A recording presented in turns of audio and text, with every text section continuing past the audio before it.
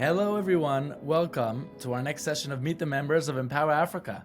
I'm excited and honored to host this terrific podcast. My name is Shai Bernstein. I'm VP of Biz Development and Partnerships at Empower Africa. And we're having more and more of these sessions because our business community is continuing to grow by the day.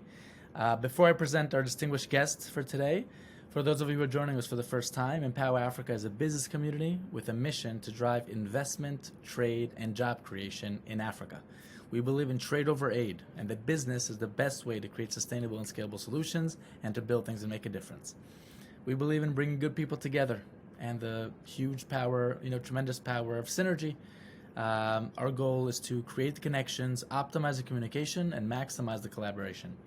So the Empower Africa business community brings together entrepreneurs, SMEs, startups, banks, other investors like PEs, VCs, family offices, government officials, multinational enterprises, nonprofits, all in one place to ease and enhance the communication and collaboration.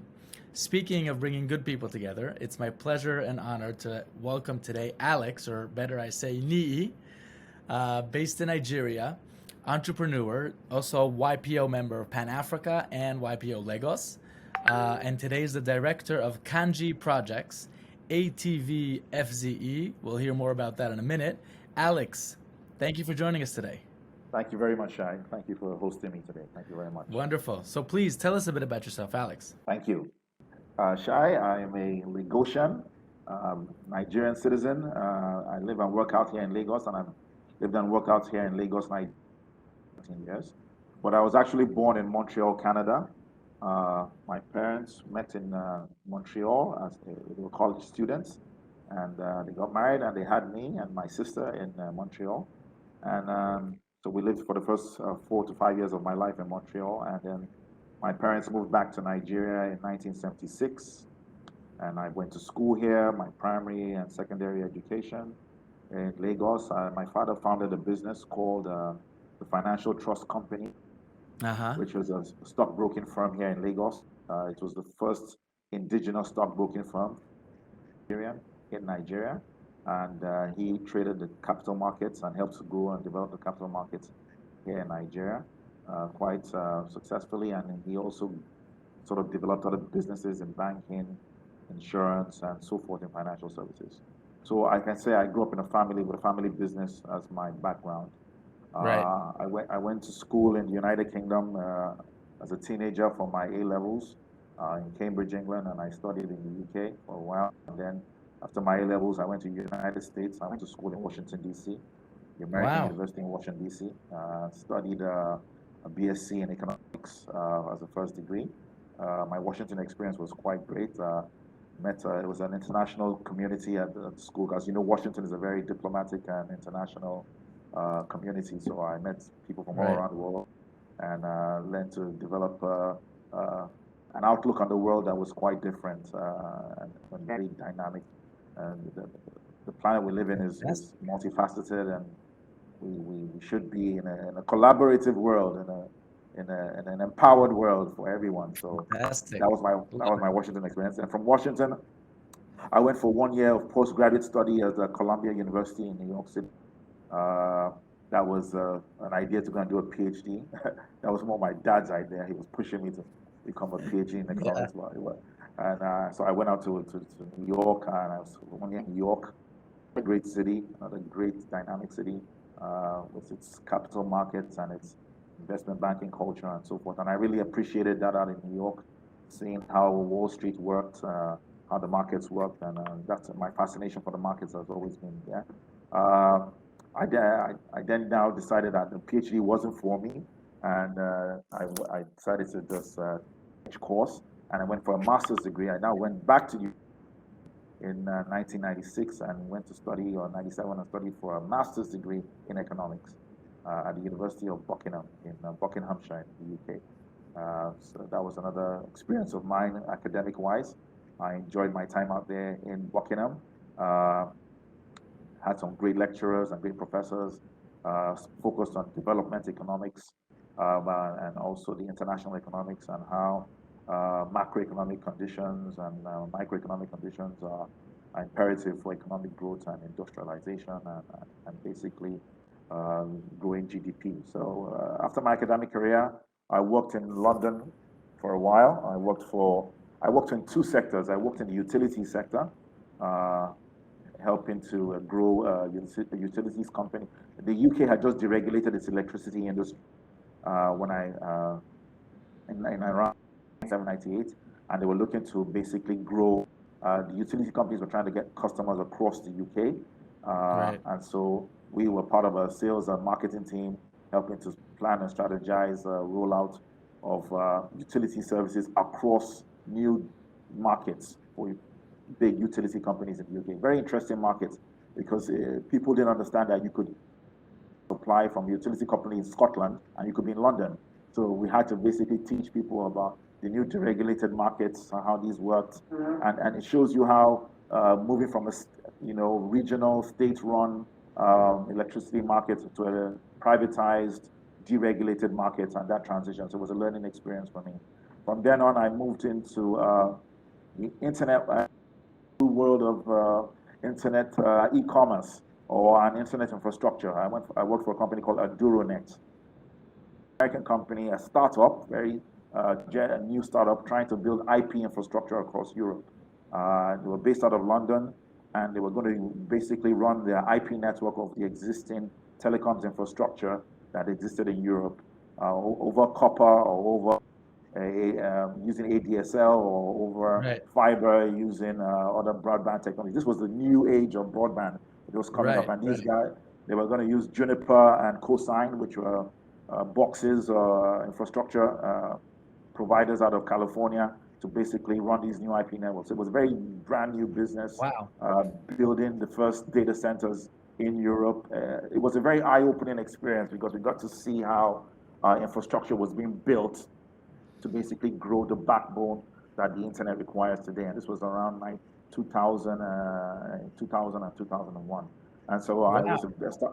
a startup, and I was even given my shares as an employee, and we were all looking forward to it and trying to grow. But it was a cutthroat business, very cutthroat, and then you're a part of a business that's growing, and then you're seeing yourself being crowded out, and then going into Chapter 11 bankruptcy, and that's literally Yeah. what happened at Aduronet. We were growing very quickly, uh, getting POP locations around Europe, points of presence where you could basically interconnect and grow the IP. We're in square footage for data centers, all the stuff, an IP network. And then what happened was that we suddenly ran out of cash, and the investors weren't ready to put up any money. And so we had to close shop. So it was a very, Wow. just an eye-opening experience to see how a startup Yeah. could grow with all the enthusiasm and then suddenly just collapse. For And that sure. was For it. And I sure. just thought, okay, maybe my adventure in Europe, North America is not over. I should come back to my country. My father was saying, come back, come and help run this family, which was financial trust, which he had started. And so in 2001, 2002, I relocated back to Nigeria and joined the family business, coming in as a head of corporate finance and helping to try and grow our business in that sector Great. as an issuing house, as an investment bank. Great. Helped to advise companies on raising capital, mergers and acquisition, and so forth. Fortunately, my father passed away in 2008, and Sorry. take over the business as a whole and basically try and grow the group, the business. The business had suffered some setbacks over the years due to political and socioeconomic issues in Nigeria. Uh, but we now had to basically put the business back on track, try and diversify, try and deal with legacy issues that we had, maybe taxation issues, like so forth. So, running a family business, you have to carry members along, how to restructure the business, put in the Yeah. corporate governance. That's very important. We had Of corporate course. governance issues with regulators, corporate governance issues as well. Of So, course. it's all been a learning Wait, experience. I've Alex. had to go ahead, Alex. please. Yes, What, please. so is this Kanji Projects or is Kanji Project something else? Canji Project is something else. I'm just giving you my background, just my history. No, okay, So good, you good. can, So let's talk about Kanji Projects. yes, so Kanji was as part of a diversification strategy. Kanji projects came about as a result of a bid we put in to basically build infrastructure the Abuja Technology Village. The Abuja Technology Village is a six science and technology park conceived by the Federal Capital Territory, which is administration of the capital city of Nigeria. And they basically said, we want to build a physical for a tech ecosystem in Abuja, and will Kanji projects come around and help us develop some of that first infrastructure in the FCT. So in 2016, we were issued a license, which is how we came about our name, the Kanji Project ATV FZE, Free Zone Enterprise. That means we operate out of a free trade zone business from a limited liability company that in the customs area of Nigeria. So we enjoy tax benefits running that, building that infrastructure in the free trade zone. We are allowed to basically import and export capital without restrictions. We're allowed to bring in partners from around the world, expatriate workers without major restrictions on visas and so forth and so forth. Okay, so thank you, Alex. Can you explain to us, tell us more about, the Kanji projects, right? You're director of Kanji Projects, ATV FZE. Please tell us more about that. Kanji Project is trying to build the largest innovation hub in Nigeria. We've modeled it against the idea of, for example, Station F in Paris, which is a major innovation hub with 1,000 startups and about 100 VCs and tech innovation tech companies located in one location. And that's exactly what we're trying to do in Abuja, in the Abuja Technology Village. We want the Flag House, which is the name of the building, to be a major innovation hub for tech companies in Nigeria. We want to run startup and accelerator programs for startups. We want to be able to build a tech ecosystem in Abuja that works for everybody, and we're able to raise and mobilize capital for a new generation of Nigerian businesses. The country has a huge job deficit, and that can be addressed by creating jobs and creating the next generation of companies in the tech sector. We will provide training through our partnership with SeedStars for AI training and data sciences training.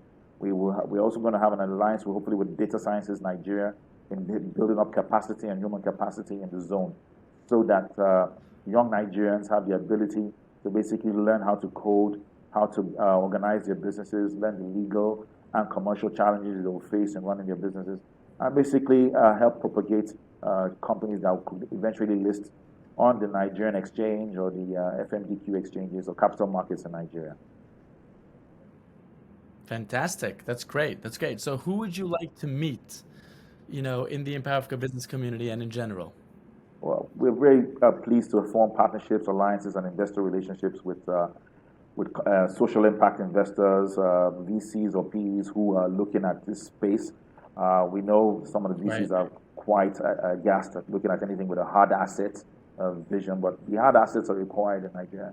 We have an infrastructural deficit for the fourth industrial revolution to build the infrastructure, the backbone for the internet, both physical buildings and even data connectivity. So people who are interested in investing in that space, knowing that there's a return in the long term for that investment. So VCPs, impact investors,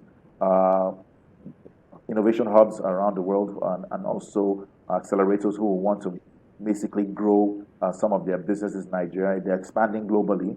We could provide a location point for those startups to just plug and play right here in Nigeria and out of our hubs, and expand their businesses as well. We see that between the Nairobi, Lagos, Cairo, Johannesburg axis of firms, trying to expand instead of creating new offices. Right. You already have a hub operator who's ready to provide space for you and grow that business. That's the kind of alliances and partnerships we're looking for. Yeah. That's great. That's great. Okay, so to sum things up, I always like to ask, our guests to share a certain saying or phrase that inspires them. You mentioned that you have one that you guys use for the company. Please. Thank you. We like the Latin proverb or Latin saying or phrase. It's called per aspera ad astra. So the stars through hardship. So it has been a tough road for us, convincing the investor community about our project, but we know that's the way. It's the roadmap for many startups, for any new ideas and greenfield projects. So through the hardships, we shall reach for the stars. That's what we're trying to do. Fantastic. Yeah. I love it. Through the hardship, we'll reach to the stars. I love it. Alex, thank you so much for joining us. Stay safe and healthy, and we'll talk soon. Shai, thank you very much for hosting me. Thank you very much. And Sure. more power Take to care, empower, man. more power Have to a good empower one. Africa. Amen. Take care. Bye bye. Take care. Bye bye.